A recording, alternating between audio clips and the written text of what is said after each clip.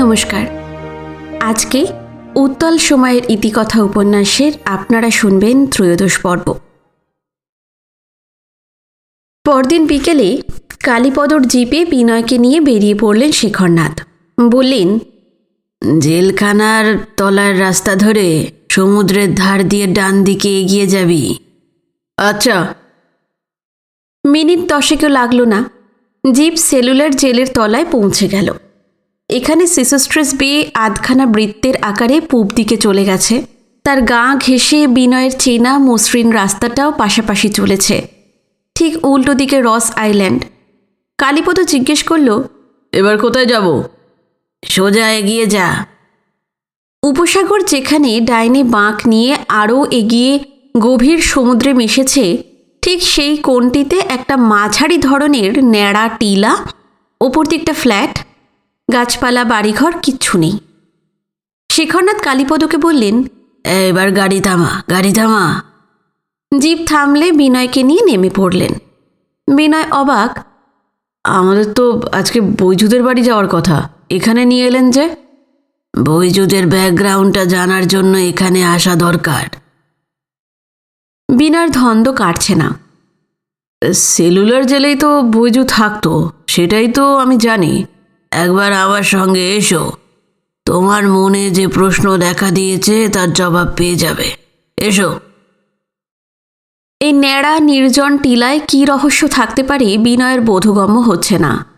ওপরে ওঠার সরু আঁকা বাঁকা একটা রাস্তা রয়েছে। শেখরনাথের পিছু পিছু বিনয় টিলার মাথায় উঠে এলো। প্রায় সমতল জায়গাটা অনেকখানি এলাকা জুড়ে। শেখরনাথ বললেন, এখানে এক সময় কি ছিল ভাবতে পারো? বিনয় আস্তে আস্তে মাথা নাড়ল, তার জানা নেই। এখানেই ছিল সাউথ পয়েন্ট জেল। সেলুলার জেলের মতো অতটা না হলেও এটাও কম ভয়ঙ্কর জায়গা ছিল না। সাউথ পয়েন্ট জেলের নামটা আগেও শুনেছে বিনয়। এটাই ছিল মেয়েদের কয়েদখানা। তার সারা শরীরে শিহরণ খেলে গেল। শেখরনাথ লঘু সুরে বলতে লাগলেন, বুঝলে বিনয়, মেয়েরাও কিন্তু কম যায় না। বৈজুদের মতো মহাপুরুষেরা 2-4টে খুন করে সেলুলার জেলে চালান হয়ে আসতো। তেমনি সেই নর্থ ওয়েস্ট ফ্রন্টিয়ার প্রভিন্স থেকে বার্মা পর্যন্ত আনডিভাইডেড ইন্ডিয়ার নানা অঞ্চল থেকে মহামানবীদের কালাপানির এই জেলখানায় নিয়ে আসা হতো। এদের লাইফ হিস্ট্রিও খুব গ্লোরিয়াস। কেউ 2-3 জনের মাথা না নামিয়ে এখানে আসেনি। ইংরেজদের মহত্ব আছে। তারা কোনো মহিলা বিপ্লবীকে সাউথ পয়েন্ট জেলে টেনে আনেনি। খুনি মেয়ে কয়েদিদের নিয়েই এই জেলখানা নরক গুলজার হয়ে থাকত। ইংরেজরা খুব সম্ভব 1930-তে এই জেলখানা বন্ধ করে দিয়েছিল। পরে বিশাল বিল্ডিংটা ভেঙে গুঁড়িয়ে দেওয়া হয়েছিল। আন্দামানের একটা ঐতিহাসিক ল্যান্ডমার্ক চিরকালের মতো নিশ্চিহ্ন হয়ে যায়। শুনছি গভর্নমেন্ট অফ ইন্ডিয়া জায়গাটা ফাঁকা ফেলে রাখবে না, কি একটা অফিস বিল্ডিং তৈরি করার কথা ভাবছে। বিনয় কোনো উত্তর দিল না। কেমন ছিল সাউথ পয়েন্ট জেলখানার অন্দরমহলটা? ভারতের নানা প্রান্ত থেকে কালাপানি খাটতে আসা অগন্তি হিংস্র খুনি মেয়ে কয়েদিদের কাল্পনিক চেহারাগুলো ভাবার চেষ্টা করছিল সে। কিন্তু না, ছায়া মূর্তির মতন ঝাপসা কিছু ছবি স্পষ্ট আকার নিতে না নিতেই ভেঙে ভেঙে যাচ্ছিল। শেখরনাথের গলার স্বর ফের শোনা গেল, তোমাকে সেদিন বলেছিলাম না, পুরুষ কয়েদিরা সেলুলার জেলের 2.5 বছর শান্তশিষ্ট হয়ে থাকলে আর জেলের আইন না ভাঙলে তাদের ম্যারেজ সার্টিফিকেট দিত জেল অথরিটি, মনে পড়ছে? হ্যাঁ, আপনি বলেছিলেন। আর মেয়ে কয়েদিরা যদি 1 বছর থাকতো তাহলে তারাও এলিজিবল ফর ম্যারেজ, তাদেরও ম্যারেজ সার্টিফিকেট দেওয়া হতো। পুরুষ কয়েদিদের মধ্যে বিয়ের অনুমতি যাদের দেওয়া হতো তারা এই সাউথ পয়েন্ট জেলখানা থেকে স্ত্রী রত্ন লাভ করত। কোনো খরচ খরচা নেই, একেবারে মুফতে সারা জীবনের জন্য একটা রমণীকে পাওয়া যেত। বিনয় অবাক। ব্রিটিশ আমলের এই বিপ্লবীটিকে খুব কাছে থেকে দেখার সুযোগ তো তার হয়েছে। সাদাসিধে সহৃদয় অকপট তাকে ঘিরে প্রবল এক ব্যক্তিত্ব রয়েছে। সদ্য তরুণ শেখরনাথ একদিন ভারতের স্বাধীনতার জন্য সশস্ত্র বিপ্লবে ঝাঁপিয়ে পড়েছিলেন। মৃত্যু ভয়কে গ্রাহ্য করেননি। স্বাধীনতা এলো ঠিকই, কিন্তু লক্ষ লক্ষ মানুষকে নিজের ভিটে মাটি থেকে উৎখাত করে যা পাওয়া গেল, তার নাম কি স্বাধীনতা? সেই যে 1920-তে দ্বীপান্তরী সাজা নিয়ে সেলুলার জেলে এসেছিলেন, তারপর আর দেশের মূল ভূখণ্ডে পা রাখেননি। শুধু কি পূর্ব পাকিস্তানের শরণার্থী? এই দ্বীপপুঞ্জে যেখানে যত বিপন্ন মানুষ, তাদের পাশেও শেখরনাথ থেকেছেন। দেশ আর দেশের মানুষ ছাড়া অন্য কোনো দিকে তাকানোর সময় নেই, ইচ্ছাও নেই। সেই বিপ্লবীটি যে আন্দামানের কয়েদিদের বিয়ে নিয়ে এমন মজা করতে পারেন, কল্পনাও করা যায় না। বিনয়ও হেসে ফেলল, বলল, কিন্তু কি, এদের বিয়েটা কিভাবে হতো? সেটা বৈজু আর তার গিন্নি সোমবারীকেই জিজ্ঞাসা করবে। চলো, আমাদের নেক্সট ডেস্টিনেশন এখন শাদিপুর। বিনয়ের মনে পড়ল শাদিপুরেই থাকে বৈজুরা। দুজনে টিলার মাথা থেকে নেমে এসে জিপে বসল। শেখরনাথ কালীপদকে বললেন, বৈজুদের ওখানে যাব। পাহাড়ি রাস্তার ওপর দিয়ে চড়াই উতরাই ভাঙতে ভাঙতে একসময় একটা পাহাড়ের ঢালে সারি সারি একতলা কটা কাঠের ব্যারাক চোখে পড়ল। অল্প কিছুদিন হলো সেগুলোতে রং করা হয়েছে। টাটকা পেইন্টের ঝাঁঝালো গন্ধ নাকে এলো। একটা ব্যারাকের মাঝামাঝি জায়গায় এসে জিপ থামালো কালীপদ। গাড়ির শব্দে সারা পাড়াটার লোকজন কেউ বেরিয়ে এলো, কেউ কেউ জানালা বা দরজার সামনে এসে দাঁড়ালো। শেখরনাথকে দেখে তারা ভীষণ খুশি। একসঙ্গে সবাই হইচই বাঁধিয়ে দিল। আরে চাচাজি, আইয়ে আইয়ে, আমাদের ঘরে আইয়ে। নেহি নেহি, আমাদের ঘরে আগে আসতে হবে। চাচাজি কেমন আছেন? শেখরনাথকে পুরনো কয়েদিরা যে কত ভালোবাসে, নিজেদের কতটা আপনজন মনে করে, মুহূর্তেই বুঝে গেল বিনয়। অবশ্য এর আগেও শেখরনাথের সঙ্গে যেখানেই গেছে, এমন আন্তরিকভাবেই সেই সব এলাকার মানুষজন তাকে ডাকাডাকি করেছে। বৈজু তার ঘর থেকে শেখরনাথকে দেখতে পেয়ে প্রায় দৌড়ে বেরিয়ে এলো। সঙ্গে খুব সম্ভব তার স্ত্রী। ভারী চেহারা, চুল কাঁচা পাকা, লম্বাটে ভরাট মুখ এই বয়সেও। রং বেশ ফর্সা, হলুদের সঙ্গে দুধ মেশালে যেমনটা দেখায়। পরনে সালোয়ার আর ঢোলা কামিজ। মহল্লার বাসিন্দারা টানাটানি করছিল শেখরনাথকে নিয়ে, কিন্তু বৈজু আর তার সঙ্গের মধ্যবয়সিনী একরকম ছোঁ মেরেই তাদেরকে ঘরে নিয়ে গেল। বিনয়কে বলল, আইয়ে আইয়ে, চাচাজির সঙ্গে এসেছেন, বহুত খুশি হয়েছি। পাশাপাশি দুটো ঘর, রান্নাঘর, চান করার ঘেরা জায়গা, এইটুকুই চোখে পড়ল বিনয়ের। আন্দাজ করে নিল অন্য সব বাসিন্দাদের জন্য একই রকম বাসস্থানের ব্যবস্থা। প্রতিটি ব্যারাকে পাশাপাশি এরকম 2 কামরার 25-30টা করে ইউনিট। একটা ইউনিট মানেই একটা ফ্যামিলি। এখানে 7-8টা ব্যারাক, প্রতিটি ব্যারাকের পর অনেকটা ফাঁকা জায়গা রেখে আর একটা ব্যারাক। এইভাবেই সেগুলো তৈরি করা হয়েছে।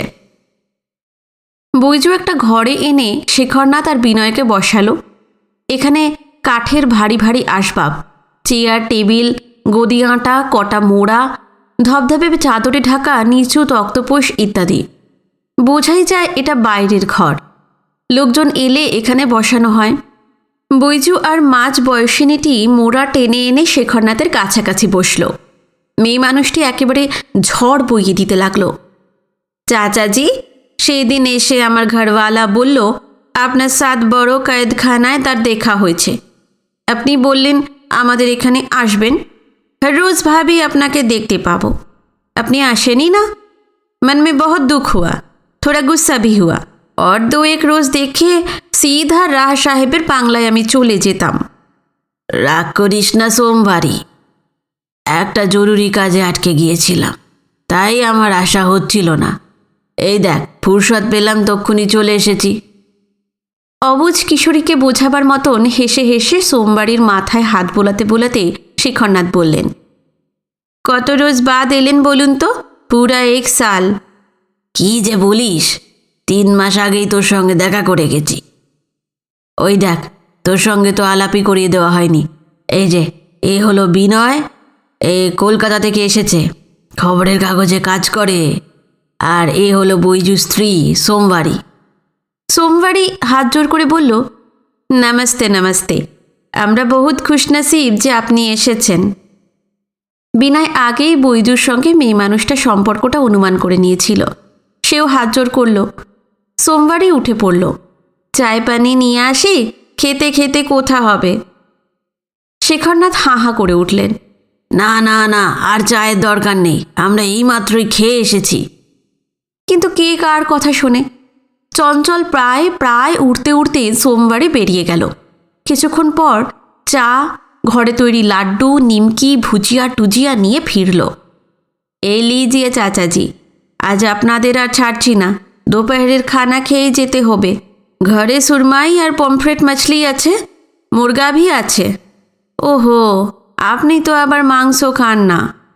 ঠিক হ্যাঁ, সবজি টবজি বানিয়ে দেব, আপনারা ঘাপসাপ করুন, আমি ঝটঝট রসুই করে ফেলি। সোমবারই চলে যাচ্ছিল, তাকে হাত ধরে বসিয়ে দিলেন শেখরনাথ। ব্যস্তভাবে বললেন, আজ হবে না রে, শোন শোন, তাড়াতাড়ি ফিরে যেতে হবে। नहीं नहीं চাচাজি, आपकी कोई बात नहीं सुनूंगी। সোমবারই জোরে জোরে মাথা ঝাঁকাতে লাগলো। সে না খাইয়ে ছাড়বে না। তাকে অনেক বুঝিয়ে সুঝিয়ে শান্ত করা গেল। তবে কথা দিতে হলো, অন্য একদিন শেখরনাথ বিনয়কে নিয়ে এসে খেয়ে যাবেন। চা খেতে খেতে কিছুদিন পুরনো দিনের স্মৃতিতে মশগুল হয়ে গেলেন শেখরনাথ, সোমবারই আর বৈজু। সেলুলার জেলের দিনগুলো কিভাবে কেটেছে তাই নিয়েই কত গল্পগাছা। কি প্রচণ্ড দাপট ছিল সেই পেটি অফিসার টিন্ডাল আর ওয়ার্ডারদের। আর ব্রিটিশ পুলিশ অফিসারদের দেখলে হাড় হিম হয়ে যেত দুর্ধর্ষ কয়েদিদেরও। পান থেকে চুন খসলে পুরো একদিনের খানা বন্ধ, কি টিকটিকিতে চড়িয়ে চাবুক মারার হুকুম। কয়েদিরা বড় রকমের গোলমাল করলে হাতে পায়ে ডান্ডাবেড়ি লাগিয়ে সলিটারি সেলে তালা বন্ধ করে রাখা হতো। আরও যে কত রকমের নির্যাতন, ইত্যাদি ইত্যাদি। বৈজু অন্যের গলার শর্টটন হুবহু নকল করতে পারে। ব্রিটিশ অফিসার টিন্ডাল বা ওয়ার্ডাররা কে কেমন করে কথা বলতো, চলাফেরা করতো, নোংরা নোংরা গালাগাল দিত, খেপে গেলে তাদের চোখ মুখের চেহারা কেমন হতো, কখনো বসে কখনো উঠে দাঁড়িয়ে নানা রকম অঙ্গভঙ্গি করে দেখাতে লাগলো। বৈজুর কাণ্ড কারখানা দেখে সবাই হাসতে থাকে। সবচেয়ে বেশি হাসছিল সোমবারই। হাসতে হাসতে তার সারা শরীর বেঁকে চুড়ে যাচ্ছিল। এমন যে রাশভারী শেখরনাথ, তার মুখেও হাসি। বললেন, বৈজু বৈজু একটা মহা বিচ্ছু। সেলুলার জেলের অন্দরমহলের কয়েদিদের জীবন কিভাবে কেটেছে আগেই জেনে গেছে বিনয়। শেখরনাথ তাকে খুঁটিনাটি সমস্তই বলেছেন। কিন্তু সাদিপুরে আসার কারণ অন্য। বিনয় বারবার সোমবারের দিকেই তাকাচ্ছিল। শেখরনাথ বিনয়কে লক্ষ্য করছিলেন। তার মনোভাব অনুমান করে সোমবারীকে বললেন, কলকাতার পত্রকার সাউথ পয়েন্ট জেলের কথা শুনতে চাইছে, নে বল সোমবারী। সোমবারের হাসির তোড় কমে গিয়েছিল। একটু ভেবে যা বলল মোটামুটি এই রকম, মরদদের ফাটাক আর জেনানা ফাটাকের মধ্যে ফারাক নেই বললেই হয়।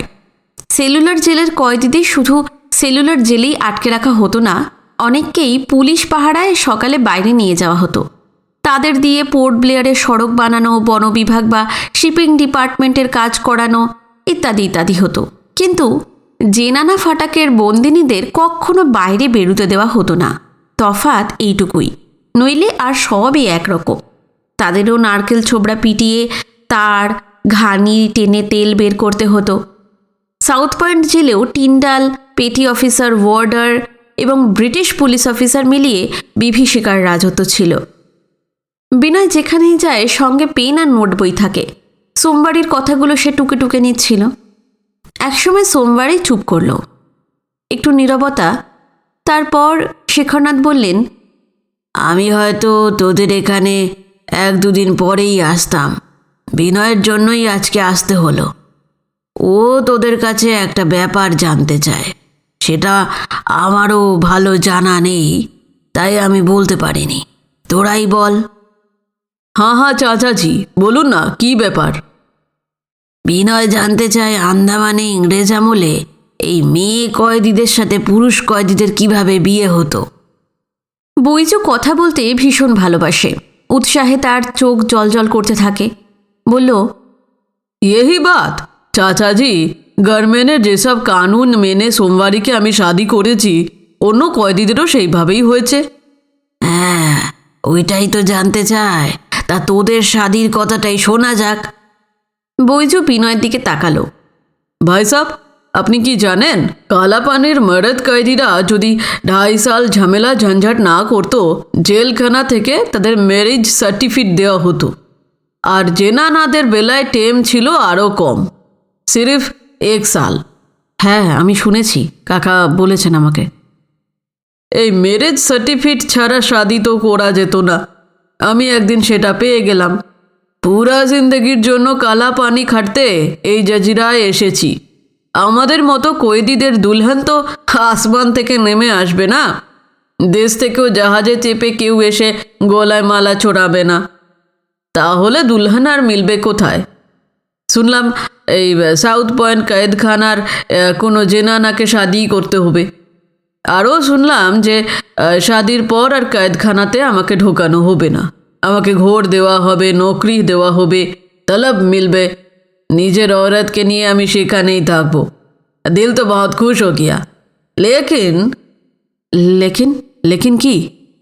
গভর্নমেন্ট আমাকে সার্টিফিকেট তো দিয়েছে, শাদি না করলে যদি ইংরেজ অফিসাররা টিকটিকিতে চড়িয়ে চাবুক মারে কি ডান্ডা বেড়ি পরিয়ে কয়েদখানার কুঠুরিতে ঢুকিয়ে রাখে।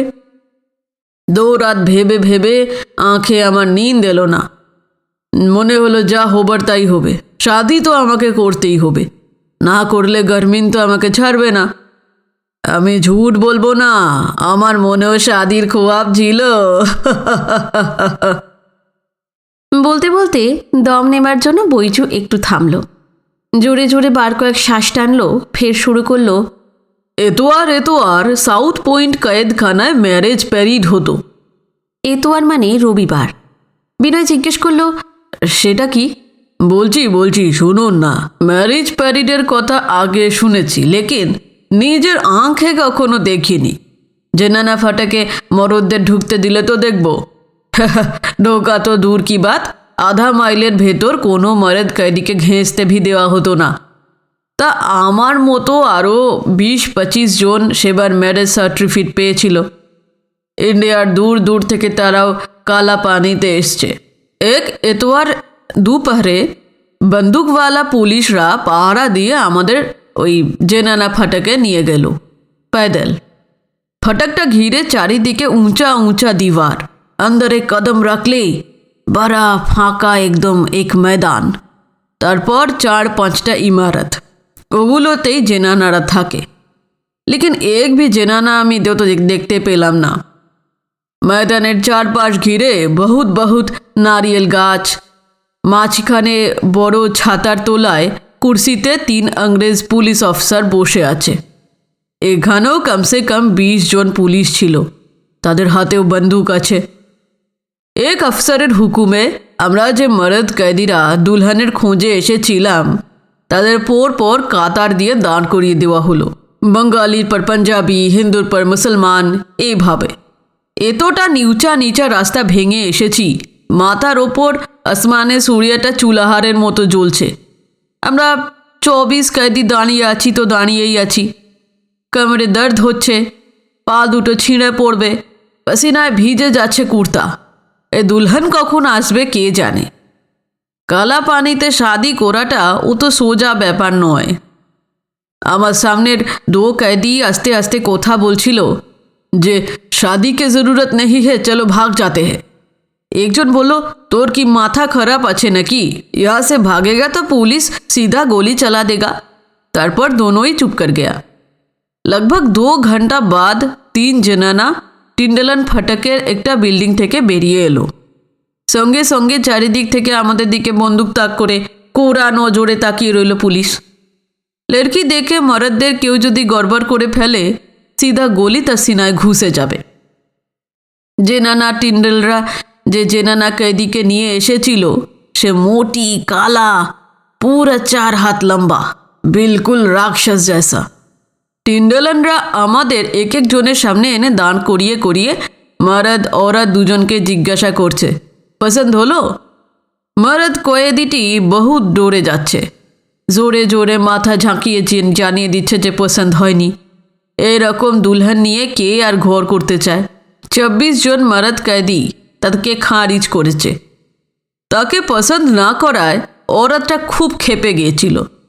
সে আঁখ লাল করে গালি দিতে দিতে ফটকের বিল্ডিংয়ে ফিরে গেল। সালে কুত্তা! ভাই সাহেব, একেই ম্যারেজ প্যারিড বলা হতো।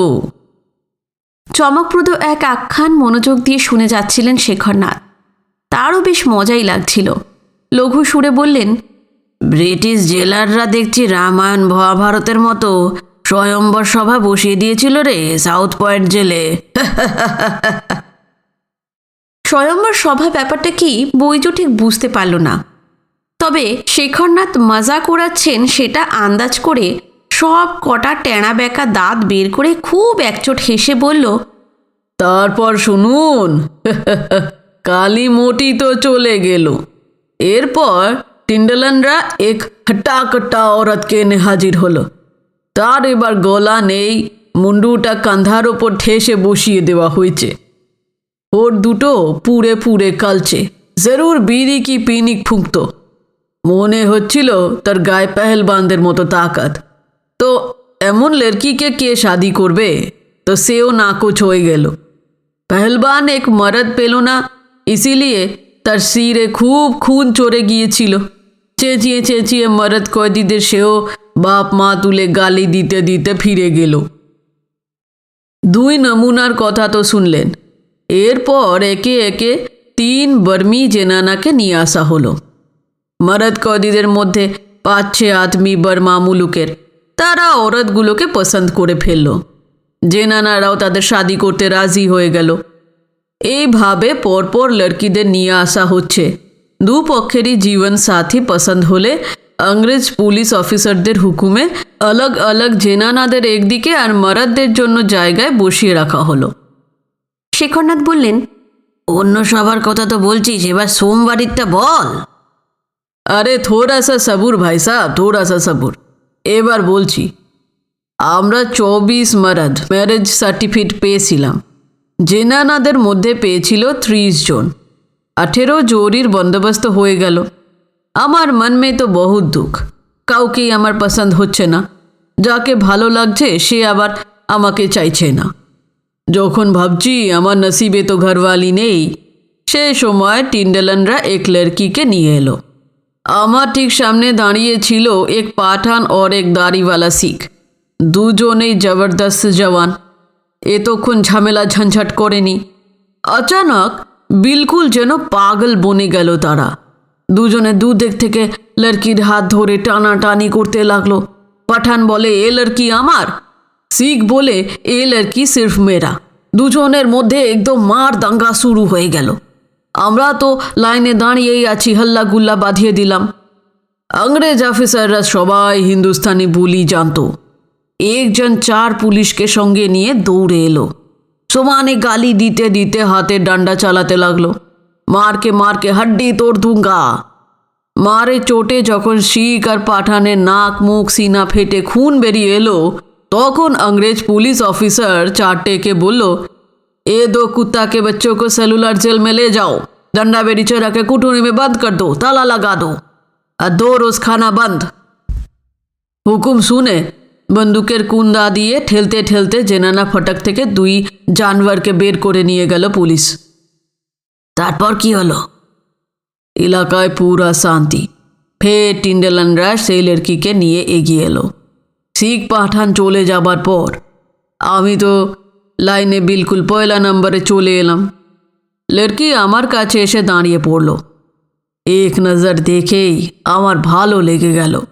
बड़े बड़े आंखें, गोरा रंग, खूबसूरत। চুপ করো, ভাই সাহেবের সামনে এসব আর বলতে হবে না। শরম লাগছে না আমার? বোঝাই গেল সাউথ পয়েন্ট জেলের সেই কয়েদি মেয়েটি সোমবারই। বৈজু হাত নাচিয়ে বলল, अरे शर्म किस बात का? যা সচ তাই তো বলছি। হ্যাঁ হ্যাঁ, তাই তো বলবি। সোমবারই তোর লজ্জা কিসের? শেখরনাথ এখানে আসার পর বেশ হালকা মেজাজই আছেন। এদিকে সোমবারই মুখ নামিয়ে বসে রইল। বৈজু বলতে লাগলো, যে টিন্ডালানরা লড়কিকে নিয়ে আমার কাছে এসেছিল তাদের একজনকে, তাকে পুছলো পছন্দ হয়েছে, তারপর আমাকে ও একই সওয়াল করলো। জবাবে আমরা দুজনেই সির হিলিয়ে দিলাম। আগে যেখানে মরদ কয়েদিদের বসিয়ে রাখা হয়েছিল আমাকে সেইখানে পাঠানো হলো। লড়কি গেল জেনানা কয়েদিদের কাছে। নজদিক ইংরেজ অফিসার বসে আছে, আমরা মরদরা চুপচাপ বসে আছি। ডরে কারোর গলার নলিয়া দিয়ে আওয়াজ বেরুচ্ছে না। জেনানারা ভি বিলকুল খামোশ। তিরচি নজরে সোমবারী দূর থেকে আমাকে দেখছে, আমিও তাকে দেখছি। আঁখে আঁখ মিললে সোমবারী অন্য দিকে আঁখ সরিয়ে নিচ্ছে। এসাই চলছিল। বৈজু একটানা বলে যাচ্ছিল, এবার দম নেবার জন্য কিছুক্ষণ থামলো, তারপর ফের শুরু করলো। আমরা বসে আছি তো বসেই আছি। ম্যারেজ প্যারেড শেষ হলে আরও ঘন্টা সোয়া ঘন্টা পর সব জেনানা কয়েদিরা মরুদ কয়েদিদের পছন্দ করেনি, তাদের জেনানা ফাটাকের ইমারতে ফিরিয়ে নিয়ে যাওয়া হয়েছে। আর যে মরদরা বাতিল হয়েছিল তাদেরও সেলুলার জেলে নিয়ে যাওয়া হয়েছে। এবার ইংরেজ অফিসার আমাদের বলল, যে মরদ যে জেনানাকে পছন্দ করেছে ওই নারিয়েল গাছের পাশে গিয়ে বাতচিত করো। সাউথ পয়েন্ট জেলখানায় তখন বহুত নারিয়েল গাছ ছিল। আমরা এক এক জোড়া আলাগ আলাগ গাছের তলায় গিয়ে বসলাম।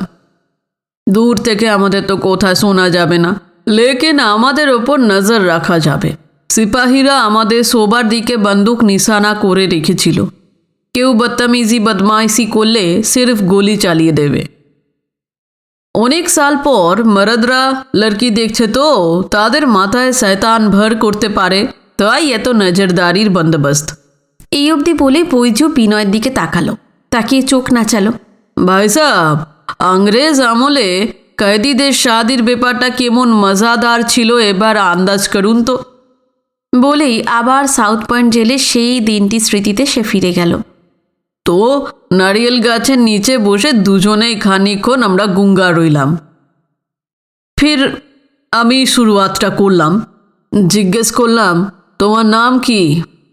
सोमवारी। घर कहाँ था? पंजाब, गुड़गांव के आसपास एक गांव में। घोड़े के आछे? एक बूढ़ा बाप था और कोई नहीं। तुम हिंदू हो?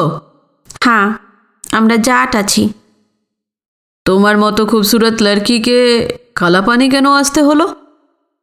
বাপু খুব ভুগত, বহুত কিসিম কা ভুকারে সারাদিন শুয়ে থাকতো। আমাদের খেতি জমিন ছিল 60-65 বিঘার মতো। বাপু জমিনে যেতে পারতো না। এদিকে आसपास के लोग बहुत हरामी ছিল, मतलब বাজ। মাঝে মাঝে থোড়া থোড়া করকে আমাদের জমিন দখল করে নিচ্ছিল। বাবু তো খাটিয়া থেকে উঠতে পারে না। আমি গিয়ে বলতাম ऐसा मत कर, लेकिन वो लोग मुझे लड़की समझ के পাত্তাই দিত না। বলতো যা ভাগ। যতবার যাই আমাকে ভাগিয়ে দেয়। আমিও জাঠের মেয়ে, আর রোজ জমিন নিয়ে ঝগড়া ফ্যাসাদ বাদ্য। বুড়া জবান ছিল ওদের, খারাপ খারাপ গালি দিত। আমিও ছাড়তাম না। এইভাবেই চলছিল। হারামজাদিরা জমিনের দখলও নিচ্ছিল। आसपास के लोग মনে হয় পুলিশকে পয়সা দিয়ে রেখেছিল। ঠিক করলাম এ লড়াই মুঝেই লড়না হ্যাঁ। ওরা খুঁটি পুঁতে সীমানা বাড়াচ্ছিল রাত্রিরে। আমি রাতে জমির পাশে বসে লণ্ঠন জেলে পাহারাদারি শুরু করলাম। জমিনে কেউ নামলেই হোল্লা বাঁধিয়ে দিতাম। ওরা ভেগে যেত। আমি রুখে দাঁড়াচ্ছি, ওরা খেপে গেল। একদিন রাত্রিরে আচানক আমার ওপরে ঝাঁপিয়ে পড়ে তুলে নিয়ে আমাকে দৌড়তে লাগলো। আমি যে চিল্লাবো উপায় নেই। মুখে হাত দিয়ে ঠেসে ধরে রেখেছে। লেকিন আমিও তো জাঠের ঘরের লড়কি আছি, গায়ে তাকাতে তো কম না, সিনাতেও সাহস ছিল। আচানক 4-5টা ঝটকা মেরে নিজেকে ছাড়িয়ে নিয়ে দৌড়তে শুরু করেছিলাম। ওদের মতলব ছিল আমার ইজ্জত লুটে বিলকুল খতম করে দেওয়া। শয়তানের বাচ্চারা আমার পিছু ছাড়েনি, তবে আমাকে ধরতেও পারেনি। আমি আমাদের ছোট কোঠিতে ফিরে এলাম। বাপুকে কিচ্ছু জানাইনি, লেকিন যতই সাহস থাক মনে হচ্ছিল ওরা আমাকে ছাড়বে না, ফির হামলা চালাবে। এতগুলো মরদের সাথে একা औरतेর লড়া সম্ভব নয়। মাথায় আগুন ধরে গিয়েছিল। দুশ্মনগুলোকে আন্ধেরাতে চিনে ফেলেছিলাম। ঠিক করে ফেললাম ওরা ফের হামলা চালাবার আগেই ওদের খতম করব। আমাদের ঘরে একটা বড় কিরপান ছিল, সেটা দোপাট্টার ভিতর লুকিয়ে পরদিন সুবহা সূরজ উঠার আগেই বেরিয়ে পড়লাম। আমাদের কোঠি থেকে সবচেয়ে নজদিক ছিল দুই দুশ্মনের কোঠি। জানতাম সুবহে ঘুম থেকে উঠে তারা খাটিয়ায় বসে গপসপ করতে করতে চায় পানি খায়, আর বাকি দুই দুশ্মন থাকে গাঁওয়ের শেষ মাথায় অনেকটা দূরে। আমি আগে যাব নজদিকওয়ালাদের কাছে, পরে দূরের দুশ্মনদের হিসেব চুকাবো। আমি কাছে দুই হারামির কোঠি পৌঁছে গেলাম। হর রোজের মতো ওরা চায়ের গিলাস নিয়ে বসেছিল। আমাকে দেখে দুজনে অবাক, ভাবতে পারিনি এত শুভে শুভে আমি ওদের বাড়ি চলে আসব। আমার আঁখ থেকে তখন আগুন ছুটছে। তা দেখে দুজনেই ডরে গেল। চৌপায়া থেকে নামতে যাবে, পালাতে যাবে, কিন্তু পারল না। দোপাট্টার তলা থেকে কিরপান বের করে দুবার চালিয়ে দিলাম। দুটো মুন্ডি কাঁধা থেকে 10 হাত তফাতে ছিটকে পড়ল। খুনে ভেসে যেতে লাগলো চারদিক। একটা কাম তো শেষ হয়েছে, আরও দুই দুশ্মন বাকি। আমি তাদের কোঠির দিকে দৌড়তে লাগলাম, লেকিন পৌঁছতে পারলাম না। তার আগেই গাঁওওয়ালিরা খুনের খবর পেয়ে হল্লা করতে করতে এসে আমাকে ধরে ফেলল। ফির পুলিশ আয়া, আমাকে নিয়ে গারদখানায় ঢোকালো। পরে আদালতে তোলা হলে মামলা হলো। জজ সাহেব রায় দিল আমার কালাপানি হয়েছে, 25 সাল আন্দামান জাজিরায় কাটাতে হবে। আর এই হলো আমার জিন্দেগি। এবার তোমার কথা শুনি, কোথায় ঘর ছিল তোমার? বৈজু বেশ তারিফের সুরে বলেছে, বাহাদুর লড়কি তুমি, দুটো মুন্ডি নামিয়ে এসেছো। আমি ইউপিওয়ালা, আমার ঘর बनारसে 25 মিল তফাতে। তোমার জিন্দেগি আর আমার জিন্দেগি মোটামুটি এক রকম। আমার বোনের ইজ্জত নিয়েছিল 3 সুয়ার কা বাচ্চা। আমি তাদের খতম করে সিধা থানায় চলে গিয়েছিলাম। আদালতে মামলা উঠলে জজ সাহেব আমাকে কালাপানি পাঠালো, পুরা 25 সালের জন্য কয়েদ খাটতে। ব্যাস। তোমাকে আমার পছন্দ হয়েছে, লেকিন ইয়াদ রাখবে আমি 2 মুন্ডি নামিয়ে কালাপানি এসেছি, যখন তখন হাতিয়ার চালাতে পারি। বৌজুর পৌরুষে বোধহয় খোঁচা লেগেছিল, নাক সিটকে বলেছে, আরে ছোড়ো, অমন হাতিয়ারওয়ালি আমি অনেক দেখেছি। আমিও 3 মুন্ডি নামিয়ে এখানে এসেছি, তোর থেকে একটা বেশি। নিজেদের প্রথম দর্শনের ইতিহাস জানিয়ে বিনয় আর শেখরনাথের দিকে তাকালো বৈজু।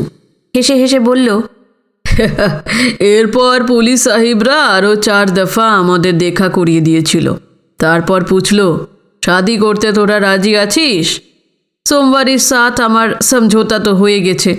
সির হেলিয়ে বললাম, পুরা রাজি আছি আফসার সাহেব। তারপর রেজিস্ট্রারি করে সরকারি কাগজে আঙ্গুঠার ছাপ মেরে মারিজ হয়ে গেল। শাদিকে বাদ আমাদের আর কোয়েদখানায় থাকতে হয়নি।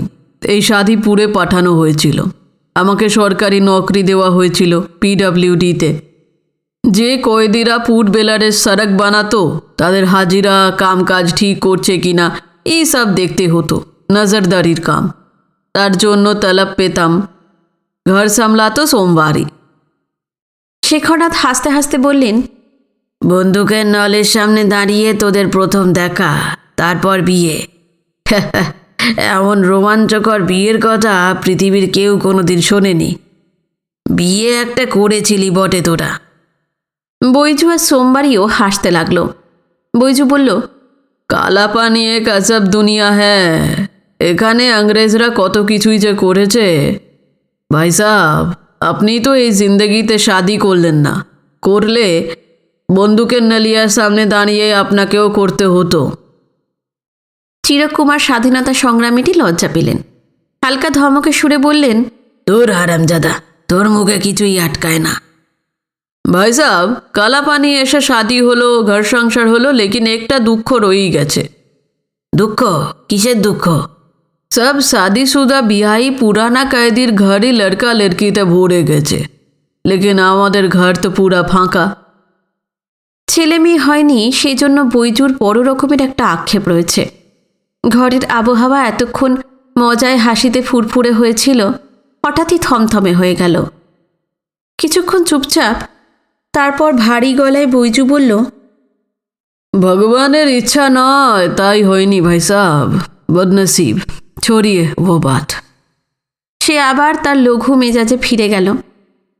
এদিকে সন্ধে নেমে আসছিল। সাদিপুরের চারপাশ থেকে দৈত্যকার সব প্যাডক আর চুগলুম গাছ হাত ধরাধরি করে দাঁড়িয়ে আছে। সেগুলো ঝাপসা হয়ে যেতে শুরু করেছে। শেখরনাথ বললেন, আজ এবার উঠি রে বৈজু, অনেকটা সময় তোদের সঙ্গে বড় আনন্দে কাটলো। আজ এখানে কাল সেখানে, এক জাজিরা থেকে আরেক জাজিরায় ঘুরে বেড়ান। আবার কবে আসবেন তার কি কিছু ঠিক আছে? और थोड़ा कुछ টেম থাকুন না, খানা পাকাই রাত্রিরে খেয়ে যাবেন, আমরাও খুব খুশ হব। আজ আর হবে না রে সোমবারই, আগেই তো বলেছি, পরে একদিন তোর হাতের রান্না খেয়ে যাব। সোমবারই কি একটা জবাব দিতে যাচ্ছিল, তার আগেই বিনয় শেখরনাথের ঘাড়ের কাছে মুখ এনে নিচু গলায় বলল, কাকা, এখনই কি আমরা বিশ্বজিৎ বাবুর বাংলোয় ফিরে যাব? হ্যাঁ, কেন বলো তো? না, বৈজুদের বিয়েটা কিভাবে হয়েছে এইটুকুই শুধু জানা হয়েছে, কিন্তু তাদের সম্বন্ধে আরও অনেক কিছুই জানার আছে। তাছাড়া সাদিপুরের পেনাল কলোনিতে আরও বহু পুরনো দিনের কয়েদি ফ্যামিলি রয়েছে, তাদের সঙ্গেও কথা বলে আরও অনেক মেটেরিয়াল জোগাড় করতে হবে, ওদের ছবিও তুলতে হবে। তা না হলে আমাদের কাগজের জন্য লেখা তো তৈরি করা যাবে না। ঠিক আছে, মোহনবাসীকে ডক্টর চট্টরাজ ফিস সার্টিফিকেট না দেওয়া অবধি আমরা তো পোর্ট ব্লেয়ারেই আছি। কাল থেকে দিন তিনেক রোজ না হয় পেনাল কলোনিতে আসব। আশা করি এর মধ্যে তোমার মাল মশলা জোগাড় হয়ে যাবে, কি বলো? বিনয় মাথা নাড়ল এবং বুঝিয়ে দিল 3 দিনই তার যথেষ্ট। শেখরনাথ আবার সোমবারের দিকে ফিরলেন। শোন, কাল সকালে আমরা তোদের মহল্লায় আসব, পরপর 3 দিন। কাল দুপুরে তোদের এখানেই খাবো, ঠিক আছে? রান্না করিস। এ তো খুব ভালো খবর বলছেন, আমাদের তো সৌভাগ্য। কালই নয়, শুধু 3 রোজই আমাদের এখানে খেতে হবে। না রে, কালকের দিনটাই শুধু, অন্যরাও তো আবার ছাড়বে না। বাকি 2 দিন তাদের ঘরেই না হয় খেয়ে নেব। সোমবারই শুনবে না, অনেক বুঝিয়ে সুঝিয়ে তাকে শান্ত করলেন শেখরনাথ। বৈজু আর সোমবারীকে যত দেখছিল বিস্ময়ে মন ভরে যাচ্ছিল বিনয়ের। কত আন্তরিক এরা, সহজ সরল, অতিথিপরায়ণ, পরমাত্মীয়ের মতো ব্যবহার, ভাবাই যায় না। এরাই একদিন 2-3টে খুন করে কালাপানি সাজা খাটতে আন্দামানে এসেছিল, ভাবা যায়? একসময় বৈজুদের ঘর থেকে বেরিয়ে এলেন শেখরনাথরা। সাদিপুর কলোনির অন্য বাসিন্দারা তককে তককে ছিল, তারা এসে ছেঁকে ধরল। সকলেরই এক আবদার। হইচই শুরু হয়ে গেল। এদিকে অন্ধকার নেমে গিয়েছিল, কলোনির ঘরে ঘরে আলো জ্বলে উঠেছে। শেখরনাথ হয়তো ক্লান্তিবোধ করছিলেন, বললেন, আজকে তোরা আমাদের ছেড়ে দে রে, কাল পরশু তরশু এখানেই তো আসছি, তখন সবার ঘরে একবার করে যাব। ফের চেঁচামেচি শুরু হলো। পুরা রোজ সাদিপুরে থাকবেন, আমাদের ঘরে দুপাহারে খেতে হবে। নেহি নেহি, আমার ঘরে খাবেন। চাচাজি, আমি কিন্তু ছাড়ব না। দেখা গেল কেউই ছাড়তে চাইছে না। সবার ইচ্ছা তাদের ঘরেই শেখরনাথরা খান। তিনি 2 হাত ওপরে তুলে নাড়তে নাড়তে ওদের থামালেন। দেখ, 3 দিনে যদি এতগুলো বাড়িতে খেতে হয়, স্রেফ ভেদ বমি করে শ্মশান ঘাটে চলে যেতে হবে। আর আমি বৈজুকে কথা দিয়েছি কাল দুপুরে তাদের কাছে খাবো। জনতার দিকে তাকাতে তাকাতে তার আঙুল দুজনের ওপর স্থির হলো। বললেন, এই পরশু মুস্তাক আর তরশু রাজপালের ঘরে খাবো। আবার হল্লা শুরু হয়ে গেল। তা বৈজু, মুস্তাক আর রাজপাল আপনার বহুত প্যারা, আমরা আপনার না পছন্দ হয় ক্যা? তোদের সবাইকেই আমি সমান ভালোবাসি, পরে এসে তোদের ঘরে একদিন করে খেয়ে যাবো রে, রাগ করিস না। কাল আবার আসছি, তোরা কিন্তু কোথাও যাস না, এসে যেন তোদের পাই। বলে শেখরনাথ আর বিনয় জিপে গিয়ে উঠে বসল। বিশ্বজিৎ একজন ফটোগ্রাফার ঠিক করে দিয়েছেন। এবারদিন মার্কেটে তার ফটোগ্রাফির দোকান আছে, নাম নকুল বিশ্বাস। রোগা পাকানো চেহারা, লম্বা ধাঁচের মুখে ব্রণ শুকিয়ে কালচে কালচে দাগ, গাল তুবড়ে বসে গেছে, চোখে নিকেলের গোল চশমা, কাঁচা পাকা চুলের মাঝ বরাবর সিঁথি, পরনে ঢোলা ফুল প্যান্ট আর গলায় বোতাম আটা ফুল শার্ট, কবজির কাছে সেটার 2 হাতাতেও বোতাম লাগানো। বয়স 50-এর আশেপাশে। কাল রাত্রিরে বিশ্বজিৎকে বলে 2টো গাড়ির বন্দোবস্ত করে রেখেছিলেন শেখরনাথ। একটা গাড়ি মোহনবাসীকে নিয়ে হাসপাতালে চেক আপ করাতে যাবে, বিনয় আর নকুলকে নিয়ে কালীপদর গাড়িতে শেখরনাথ যাবেন সাদিপুরে। সকালবেলায় স্নান সেরে চা এবং খাবার খেয়ে তৈরি হতে হতেই 8:30 বেজে গেল। ততক্ষণে নকুল বিশ্বাস একটা ঢাউস চামড়ার ব্যাগে ক্যামেরায় ঝুলিয়ে হাজির হলো। বাংলোর সামনে অনেকটা এলাকা জুড়ে সবুজ ঘাসের জমি। সেখানে স্টিয়ারিংয়ে হাত রেখে বসেছিল কালীপদ। বিনয়রা তিনজন নিচে নেমে গাড়িতে উঠল। ফ্রন্ট সিটে কালীপদর পাশে নকুল, বিনয় আর শেখরনাথ ব্যাক সিটে। গন্তব্য জানাই ছিল কালীপদর। সে স্টার্ট দিয়ে গাড়িটাকে ঢালু রাস্তায় নামিয়ে ডান দিকে ছুটিয়ে দিল। খানিকটা যাওয়ার পর বিনয় জিজ্ঞেস করল, কাকা, সাদিপুরে সব শুদ্ধ কতগুলো ফ্যামিলি আছে? 50-51টা তো হবেই। রোজ মিনিমাম 17-18টা ফ্যামিলির লোকজনের সঙ্গে কথা বলতে পারলে তবে 3 দিনে পুরো সাদিপুর কভার করা যাবে। কাজটা কিন্তু বেশ ডিফিকাল্ট। মিনিট 25 মধ্যেই গাড়ি সাদিপুরে পৌঁছে গেল। আগের দিনের মতোই দুটো ব্যারাকের মাঝখানে ফাঁকা জায়গাগুলোতে এলাকার বাসিন্দাদের জটলা। কাল শেখরনাথ তাদের বলে গিয়েছিলেন, তাই আজ আর কেউ মহল্লা ছেড়ে দূরে কোথাও যায়নি।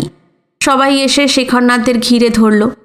কালকের মতোই তারা সবাই তাকে নিজেদের ঘরে নিয়ে যেতে চায়। শেখরনাথ বলল, যে যার ঘরে যা, আমি সবার কাছেই যাব। এসো নকুল, এসো বিনয়। তিনি শুরুটা করলেন ডান ধারের ব্যারাকটা দিয়ে।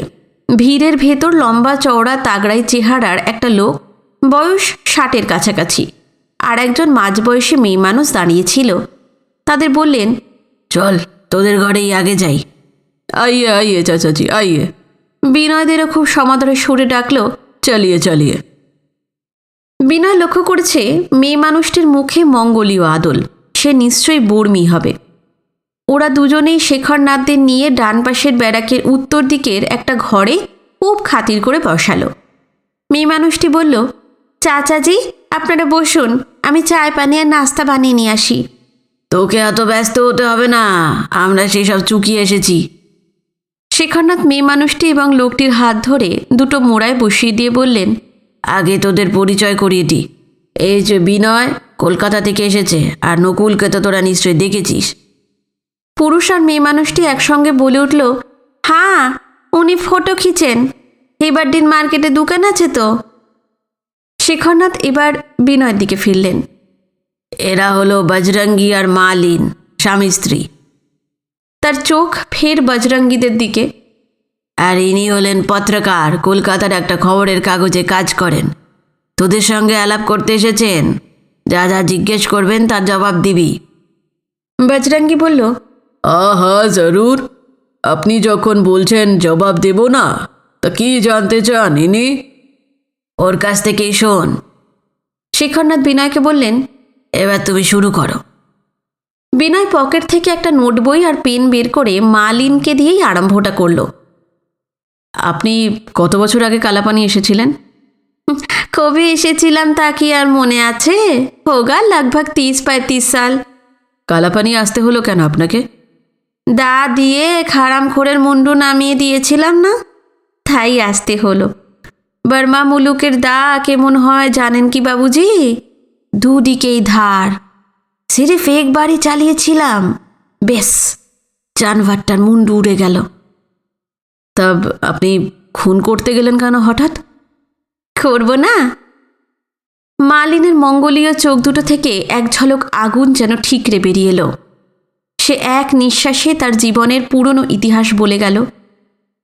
আন্দামান আসার আগে তার একটা বিয়ে হয়েছিল। তার ঘরওয়ালা লোকটা খারাপ ছিল না, দিল আচ্ছাই থা, কিন্তু ছিল নেশাখোর। চণ্ডু খেত, চরস খেত। নেশা তো সবাই করে, কিন্তু একটা বড় দোষ ছিল জুয়া। জুয়া খেলতে বসলে তার কোনো হুঁশ থাকতো না। এই জুয়ার আড্ডাতেই তার এক বড় দুশ্মন ছিল। কোনোদিনই তার ঘরওয়ালার সঙ্গে পেরে উঠত না, হেরে ফতুর হয়ে যেত। একদিন রাগ পুষে রেখেছিল হারামির বাচ্চাটা। এক রাতে তারা সবাই ঘুমোচ্ছে। ওই বদমাশ লোকটা তাদের কাঠের বাড়িতে আগুন লাগিয়ে দিল। সেই আগুনে মালিনের স্বামী পুড়ে মরে যায়। মালিন কোনো রকমে বেঁচে যায়, কিন্তু সে স্বামীর দুশ্মনকে ছাড়েনি। দিনের বেলায় তাদের গাঁওয়ে শখানেক মানুষের সামনে দাঁ চালিয়ে সেই লোকটাকে সে শেষ করে দেয়। জনতা তাকে ধরে পুলিশের চৌকিতে নিয়ে যায়। তারপর যা হয়, জেল, পুলিশ, আদালত। তাকে হয়তো ফাঁসিতেই ঝুলতে হতো। যে নানা বলে হয়তো জজ সাহেব মেহেরবানি করে তাকে কালাপানি পাঠিয়ে দিয়েছে। বাকি জীবনের 25 সাল তাকে এই দ্বীপেই কাটাতে হবে। 1 বছর সাউথ পয়েন্টে ভালোভাবে কাটানোর পর এই বজরঙ্গীর সঙ্গে তার বিয়ে হলো, নতুন ঘর গৃহস্থ হলো। একটানা বলার পর থামল মালিন। বিনয় জিজ্ঞেস করল, বার্মায় কোথায় আপনাদের দেশ ছিল? পোগোটনের নাম শুনেছেন? হ্যাঁ, শুনেছি। वहीटन থেকে लगभग 20 মাইল দূরে গাঁওয়ে। গাঁওটার নাম মনে আছে? हाँ, थोड़ा थोड़ा पूरा याद नहीं है। কত সাল আগে চলে এসেছি, কতটুকু আর মনে থাকবে। আর আপনার পুরনো শ্বশুরবাড়ি, সেখানে কেউ নেই? ছিল এক বুদ্ধা শ্বশুর আর শাস তো ছিল, তারা কি আর এতদিন বেঁচে আছে কে জানে। আপনার বাপের বাড়ি? বাপের বাড়িতে কেউ বেঁচে নেই? পাতা নেই। বাপের বাড়ি শ্বশুরবাড়ি থেকে কত দূরে? বেশি দূরে তো ছিল না, নজদিকই ছিল, পাশের গাঁওয়ে। সেখানে কে কে আছে? বললাম না, পাতা নেই। যখন কালাপানি হয় বাপ মা তো বেঁচে ছিল, তারা এতদিনে মরে টরে গেছে কিনা কে জানে। 3 ভাই আর 1 বহিন ছিল, তারা হয়তো আছে, বলতে পারবো না। তারা আপনার খোঁজ খবর নেয়নি? হাতিয়ারা লড়কির কে আর খবর নেয় বাবুজি। তা আপনার দেশে যেতে ইচ্ছে করে না? আগে দেশের জন্য মন খারাপ করতো, 35 সাল আন্দামানে কাটিয়ে দিলাম, বাকি জিন্দেগিও এখানেই কাটবে। এই জাজিরা এখন আমার দেশ, আমার মুল্লুক, এর বাইরে আর কিছু ভাবতে পারি না। একটু চুপ করে কি ভেবে নিল বিনয়, তারপর জিজ্ঞেস করল, বার্মার লোকজনদের বেশিরভাগই শুনেছি বৌদ্ধ, আপনিও কি তাই? হ্যাঁ, আমি ভগবান বুদ্ধের পুজো করি। আর বজরংজি? ও তো হিন্দু আছে। আপনি বৌদ্ধ, বজরংজি হিন্দু, দুজনের ধর্ম তো আলাদা আলাদা, কোনো সমস্যা হয় না? কিসের সমস্যা? ধর্ম তো যার যার আপনা ব্যাপার আছে। আপনার ঘরওয়ালা কালী মন্দিরে যায়, হনুমান মন্দিরে যায়, আর আমি যাই ফুঙ্গি চাউঙে। শাদিপুরে ফিরে এসে আমি ওর ঘরওয়ালি, ও আমার ঘরওয়ালা, কোই মুশকিল নেই। ও, আর আপনাদের ছেলে মেয়ে দেখছি না? তারা তো স্কুলে গেছে, ফিরতে ফিরতে বিকেল হয়ে যাবে। আপনি বৌদ্ধ, বজরংজি হিন্দু, তাহলে ছেলে মেয়েরা? ওরা তো এখন ছোট আছে, একজনের উমর 15 আর একজনের 13.5। বড়া হয়ে ওরা কে কোথায় যাবে তা তো ওদেরই পছন্দ। চায় তো মসজিদ বা গির্জাতেও যেতে পারে, আমাদের কোনো আপত্তি নেই। ওই যে বললাম না, ধর্ম তো আপনা আপনা।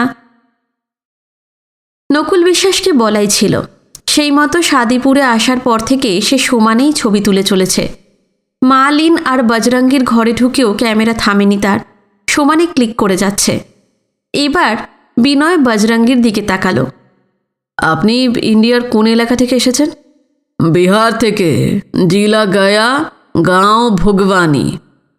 বিনয় নানা প্রশ্নের উত্তরে বজরঙ্গী অকপটে জানালো সে ছিল গয়া জেলার এক দুর্ধর্ষ ডাকাত দলের সর্দার। তার নামে সমস্ত অঞ্চল ভয়ে তটস্থ হয়ে থাকত। কত পয়সাওয়ালা লোকের বাড়িতে মধ্যরাতে সাঙ্গপাঙ্গ নিয়ে হানা দিয়ে সোনা দানা হিরে জহরত নগদ টাকা লুটেছে। লুটে বাধা দিলে ধারালো দায়ের কোপে কত জনের মাথা নামিয়ে রক্তস্রোত বইয়ে দিয়েছে তার লেখাজোকা নেই। বজরঙ্গীদের আস্তানা ছিল এক গভীর জঙ্গলে। লুটপাটের পর দলবল নিয়ে সে সেখানে ঢুকে যেত। পুলিশ অনেক চেষ্টা করে তাদের হদিশ পায়নি। এই নিয়ে সরকারের উঁচু মহলে হইচই শুরু হয়ে গেল। যেমন করে হোক, জিন্দা বা মুর্দা, বজরঙ্গীকে পাকড়াও করতেই হবে। একটা খুনি ডাকু তার দল নিয়ে অবাধে লুটতরাজ চালিয়ে যাচ্ছে, এটা ইংরেজ সরকারের পক্ষে বিরাট বদনাম, মুখে চুনকালি লাগিয়ে দেবার মতো ব্যাপার। নিরুপায় হয়ে সরকার হাজারে হাজারে ইস্তাহার ছাপিয়ে গয়া জেলায় বিলি করল। যে বা যারা বজরঙ্গীকে ধরে দিতে বা তার সন্ধান দিতে পারবে, নগদ 50,000 টাকা ইনাম দেওয়া হবে। চারপাশের গাঁওয়ালাদের কেউ কেউ দুর্ভেদ্য জঙ্গলে বজরঙ্গীদের ঘাঁটি গাড়ার ব্যাপারটা জানত, কিন্তু কার ঘাড়ে কটা মুন্ডু আছে যে 50,000 টাকা লোভে খবরটা সরকারকে জানায়। শেষ পর্যন্ত পাটনা থেকে এক জবরদস্ত ইংরেজ অফিসার এবং বিশাল পুলিশ বাহিনী পাঠানো হলো।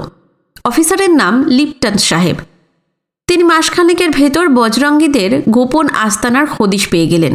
তার হুকুমে পুলিশের দঙ্গল জঙ্গল ঘিরে গাছপালায় মিট্টি তেল ঢেলে আগুন ধরিয়ে দিল। সেই সঙ্গে চলল বেপরোয়া গুলি। মিট্টি তেল মানে পেট্রোল। বজরঙ্গীদের হাতেও 10-15টা বন্দুক ছিল। সেগুলো মুঙ্গেরে তৈরি বেআইনি গাঁদা বন্দুক। সরকারি বন্দুকের পাল্লা অনেক দূর পর্যন্ত। মুঙ্গেরি বন্দুক সেগুলোর কাছে কিছুই নয়। একদিকে দাউ দাউ আগুন, অন্যদিকে একটানা গুলি।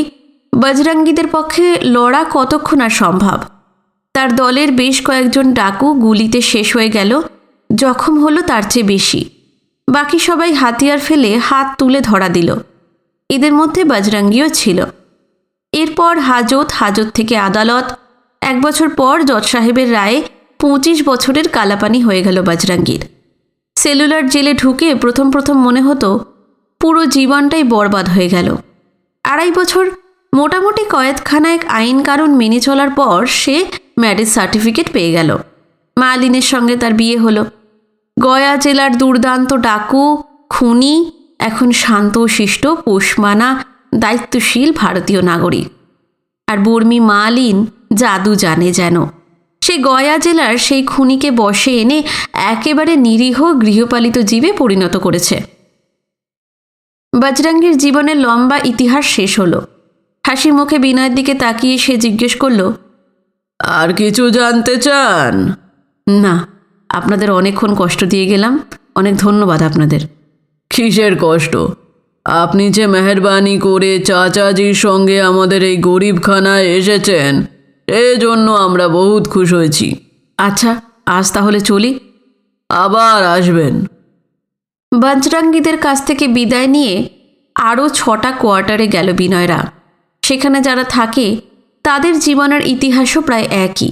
ওই খুনটুন করে কালাপানি আসা, ম্যারেজ সার্টিফিকেট পেয়ে জেনানা ফাটাকের বিচিত্র স্বয়ম্বর সভায় গিয়ে শাদি, তারপর শাদিপুরে এসে ঘর সংসার পাতা, ইত্যাদি ইত্যাদি। দুপুরে সূর্য যখন আকাশের ঢালু পার বেয়ে মাথার উপর উঠে এলো, সেই সময় বৈজুদের কোয়ার্টারে চলে এলেন শেখরনাথরা।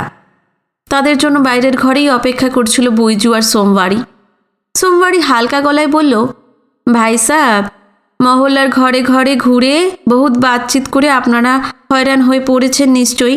থোড়া জিরিয়ে নিন, গোসলখানায় পানি আছে, হাত মুখ ধুয়ে খেতে বসবেন। আমার রসুই হয়ে গেছে। মিনিট 15 পর বাইরের ঘরের মেঝেতে শতরঞ্চি পেতে খাওয়ার ব্যবস্থা হলো। জাঠের মেয়ে সোমবারই শুধু তলোয়ার বা হাতিয়ার ধরতেই শেখেনি, হাতা খুন্তিও নিপুণভাবে চালাতে পারে। তার রান্নার হাতটি চমৎকার। পদও রেঁধেছে বেশ কয়েকটা। সরু চালের ভাত, ঘি মাখানো চাপাটি, ঘন অরহর ডাল, সুরমাই মাছ ভাজা, আলু ভাজা, সর্ষে দিয়ে লাল ভেটকি, পুদিনার চাটনি, ঘরে পাতা দই, ক্ষীরের বরফি। শেখরনাথ বললেন, এত সব কি করেছিস রে? ওরে বাবা, কখন করলি এসব? কোনোদিন আপনাকে চায় পানি ছাড়া তো কিছুই খাওয়াতে পারিনি। আজ ভগবান শিবশঙ্করজি মেহেরবানি করেছেন, আপনি তাই এসেছেন, ভাই সাবরা এসেছেন। আমার দিল কিন্তু খুশ হয়ে গেছে। অবাক বিস্ময়ে সোমবারের দিকেই তাকিয়ে আছে বিনয়, পলকহীন। এই মেয়েটি একদিন ধারালো হাতিয়ারের কূপে দুজনের মাথা নামিয়ে আন্দামানে এসেছিল। ভাবাই যায় না। চিরকালের ভারতীয় নারীর মতন সোমবারই এক পরমাশ্চর্য সুগৃহিণী, শান্ত, স্নিগ্ধ, অতিথিপরায়ণ।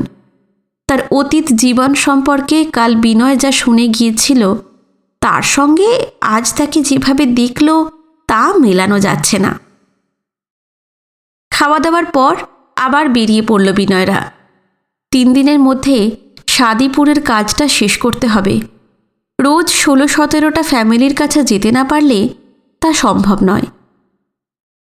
সন্ধে পর্যন্ত একের পর এক কোয়ার্টারে ঘুরে এই বিচিত্র পরিবারগুলি সম্পর্কে তথ্য জোগাড় করল বিনয়। নকুল বিশ্বাস প্রতিটি পরিবারের বেশ কয়েকটা করে ছবি তুলল। তারপর সবাই বিশ্বজিৎ রাহার বাংলোয় ফিরে গেল। 3টে দিন কেটে গেল। এর মধ্যে শাদিপুরের প্রায় 50টা ফ্যামিলির মানুষজনের সঙ্গে কথা বলেছে বিনয়। তার মনে হয় পোর্ট ব্লেয়ারের এই ছোট্ট মহল্লাটায় না এলে ভারতবর্ষের এক বিস্ময়কর এলাকা এবং তার বাসিন্দারা অজানাই থেকে যেত।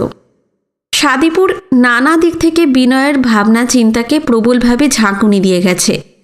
বঙ্গোপসাগরের এই বিচ্ছিন্ন সৃষ্টিছাড়া দ্বীপপুঞ্জে অখণ্ড ভারতের পেশোয়ার থেকে বর্মা মুলুক পর্যন্ত সুবিশাল অঞ্চলের যেসব পুরুষ এবং নারী কয়েদিরা কালাপানি সাজা খাটতে এসেছে, তারা ধরেই নিয়েছিল বাকি জীবনটা তাদের এখানেই ক্ষয়ে ক্ষয়ে বরবাদ হয়ে যাবে।